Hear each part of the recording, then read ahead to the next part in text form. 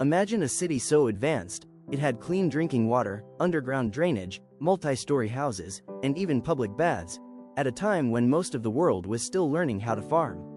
A city lost for nearly 4,000 years, buried under layers of earth and silence, until one day, it rose again from the dust to challenge everything we thought we knew about ancient civilization. This is Mohenjo-Daro, the Mound of the Dead, one of the greatest archaeological mysteries in human history.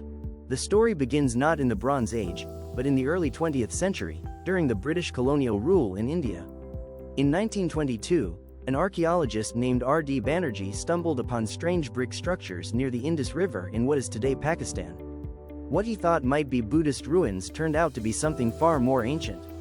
Soon, Sir John Marshall, the Director General of the Archaeological Survey of India, confirmed it.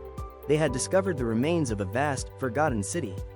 Mohenjo-Daro. Along with Harappa, it revealed a civilization no one even knew existed, the Indus Valley Civilization, rivaling Egypt and Mesopotamia in scale and sophistication. Picture the moment: archaeologists brushing away the dust of centuries, uncovering streets, wells, pottery, seals, figurines, and even skeletons.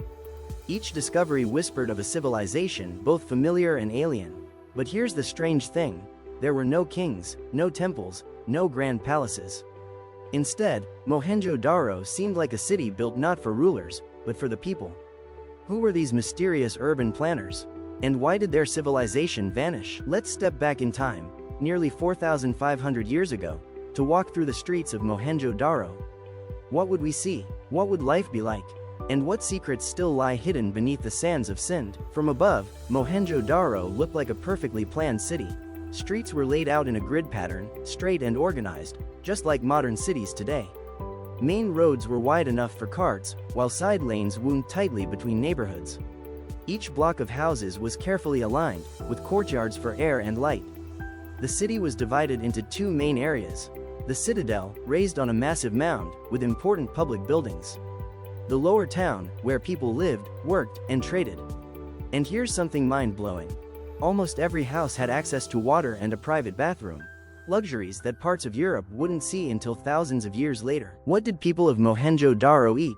Archaeologists have found grains like wheat and barley, along with evidence of rice and peas.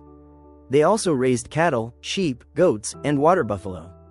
The river provided fish, while trade brought exotic foods from distant lands. Clothing was likely made of cotton, one of the earliest uses in the world. Imagine a merchant draped in a simple cotton robe, wearing beads and ornaments, while women adorned themselves with bangles, necklaces, and terracotta jewelry. Children probably played with toys made of clay, tiny carts, whistles shaped like birds, and even miniature animals with wheels.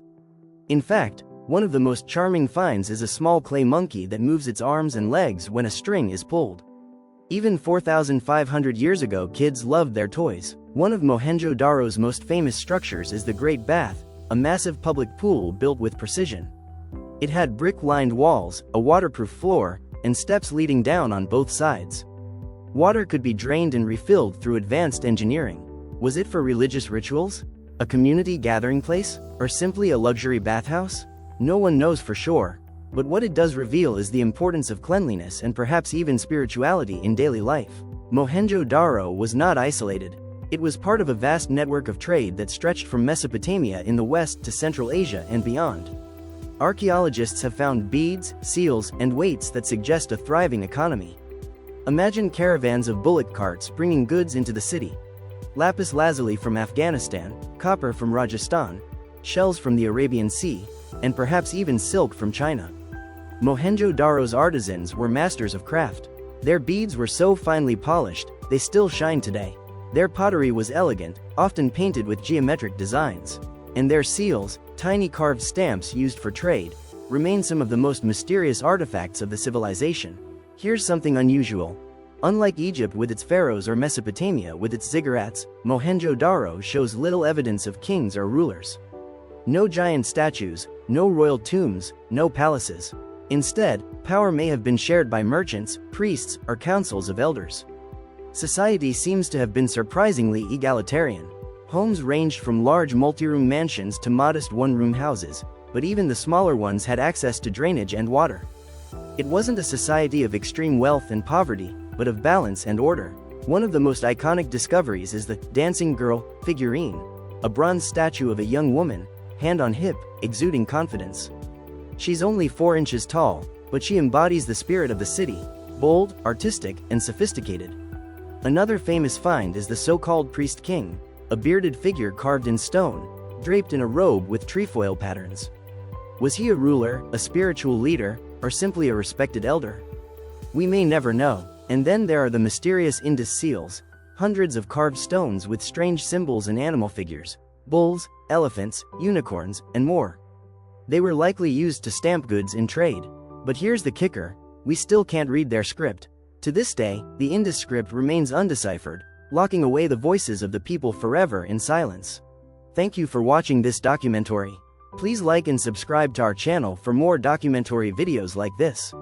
Share this video with your friends. And also comment down on which topic next you need a video.